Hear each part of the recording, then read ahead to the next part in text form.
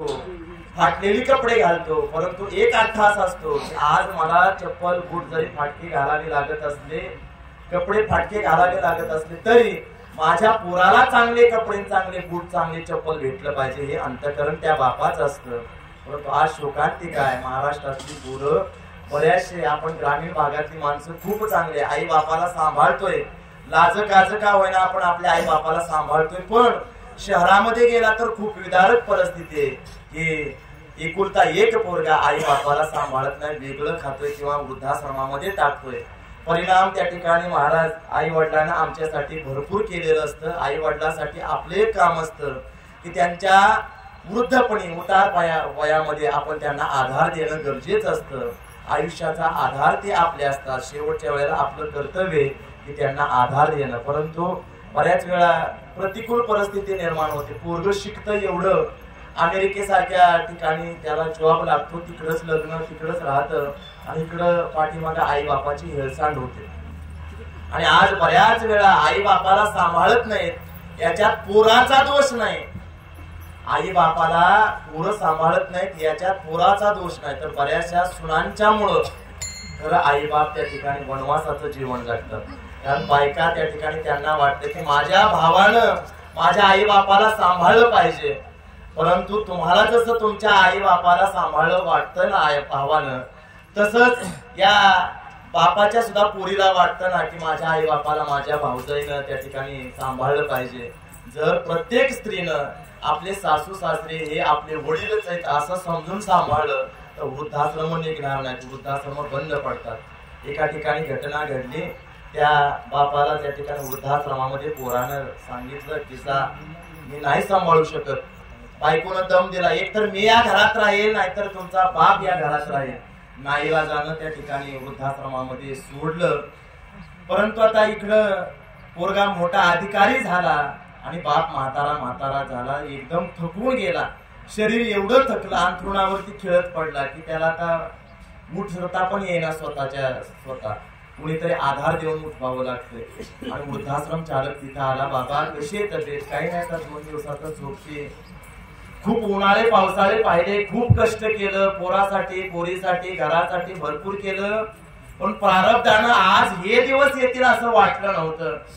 आनंदानं मरावंसं वाटतंय, परंतु आता जाताना एक खंत आहे. काय बाबा, काय इच्छा आहे? काय नाही, पोराला एकदा पाहावं, डोळे भरून पाहावं माझं पोरग, लय दिवस झालं मी बघितलं नाही, आणि मग प्राण सोडावा असं मला वाटतंय. बरं ठीक आहे, मी फोन करतो तुमच्या पोराला फोन केला की बाबांची एक इच्छा आहे, तुम्ही खूप मोठे साहेब झालाय, बाबा सारखं तुमचं नाव काढतात, माझा साहेब असं वागतो, बरं मला सांभाळत नसेल.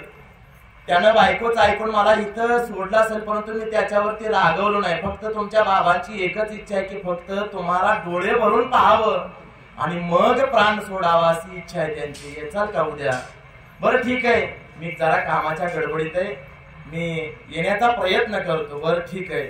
आणि मग त्या म्हाताऱ्याला त्या वृद्धाश्रम चालकाने सांगितलं की पोराला फोन केलता, पोरगा उद्या 9 वाजता येतो म्हणतोय. एवढं शब्द ऐकलं ना, अंथरुणावरती खेळलेलं म्हातारं ताडकन उठून बसलं आणि मग म्हणायला लागलं, बघा माझं पोरगा असं वाया जाणार नाही, अहो माझं रक्त आहे, मी त्याला माझ्या अंगा खांद्यावरती खेळवलाय. लहानपणी गर्दीत त्या ठिकाणी त्याला जत्रेला नेल्यानंतर त्याला पुढचं दिसत नव्हतं, म्हणून मी त्याला खांद्यावरती घेतल्यानंतर लय आनंद झाला होता. अरे बापाला जे डोळ्यानं दिसत नाही ते आपल्या पोराला दिसलं पाहिजे, म्हणून पोराला खांद्यावरती घेणारा तो बाप, तो ताडकन उठून बसला. येणार माझं पोरग, उद्या येणार माझा साहेब, उद्या येणार, माझं रक्त असं वाया जाणार नाही. वृद्धाश्रमामध्ये असलेल्या प्रत्येक म्हाताऱ्याकडे जाऊन त्यानं सांगितलं, हो उद्या माझं पोरग येणार आहे, येतो म्हटलाय साहेब माझा. छाती त्याची गर्वानं फुगली, येणार येणार माझा साहेब येणार, माझं रक्ताचं वाया जाणार नाही. या हातानं वाढवला त्याला, या हातानं मोठा केला, उद्या माझा साहेब येणार. म्हातारं रात्रभर झोपलं नाही. सकाळच्या 9 वाजल्या, आंघोळ पांघोळ झाली, चहा झाली आणि फक्त रस्त्याकडे एकटक पाहते, आता माझा साहेब येणार. आणि वृद्धाश्रमामध्ये गाडी आली त्या गाडीच्या जवळ वृद्धाश्रम चालक आणि ते म्हातारं गेलं. गाडीचा ड्रायव्हरनं दरवाजा उघडला आणि ड्रायव्हर बाहेर आला. 5,000चं बंडल त्या वृद्धाश्रम चालकाच्या हातावरती ठेवलं. साहेबाला अचानक मीटिंग लागल्यामुळे साहेबांना येता येत नाही. साहेबांना एक निरोप दिलाय, बाबांचं काय बरं वाईट झालं तर त्यांच्या अंत्यसंस्कारासाठी 5,000 रुपये दिलेत. एवढं शब्द ऐकलं आणि त्या कोवळ्या उन्हामध्ये म्हातारं धाडकन खाली पडलं. हे दिवस पाहण्यासाठी मी कष्ट केलं का, याच्यासाठी मी मुलाला संस्कार दिले का, बराचसा वेळ विचार केला आणि त्या पडलेल्या जागेवरतीच म्हाताऱ्यानं प्राण सोडला.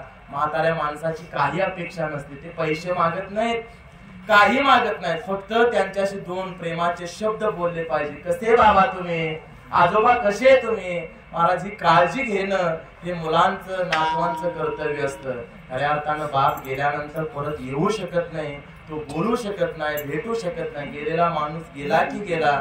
असाच एक बाप नावाचा व्यक्तिमत्व या कुटुंबातून निघून गेले. कुटुंबातील मुलांना नातवंडांना खूप काळजी घेतली.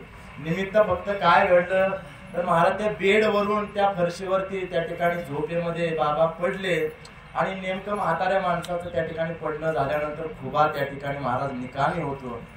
फुगा त्या ठिकाणी निकामी झाल्यानंतर दवाखान्यात नेलं. डॉक्टरांना पण सांगितलं की वयामुळं ऑपरेशन त्या ठिकाणी केलं तरी काही गॅरंटी नाही. परंतु ज्या वेळेला फुग्यावरती पडलेला माणूस महाराज खचून जातो, कारण त्याला टॉयलेटला बसता येत नाही, कारण त्याला लाजल्यासारखं होतं, रोज दुसऱ्यानं धरून न्यायचं. त्याच्यामुळे ते काय करतात, ते कमी जेवण करतात महाराज. आणि कमी जेवण करत त्या ठिकाणी शरीर महाराज यांचं एक दिवस संपून जातं.